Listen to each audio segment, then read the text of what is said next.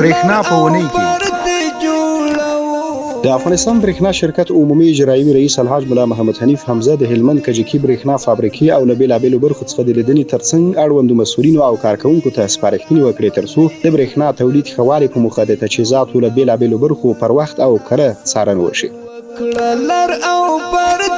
نشست مشترک رهبری برېښنا شرکت با نماینده اتاق تجارت قزاقستان پیرامون توسعه اقتصادی در افغانستان. ننګرهار کې یوه فابریکه د برېښنا له انرژۍ څخه برخمنه شوه. با افتتاح 10 پایه ترانسفورمر در ولایت غزنی برای 4500 مشترک جدید برق فراهم شد. د کابل 15 ناحیه کې د 100 نه زیات نوي پیریدونکو د برېښنا څخه برخمن شول.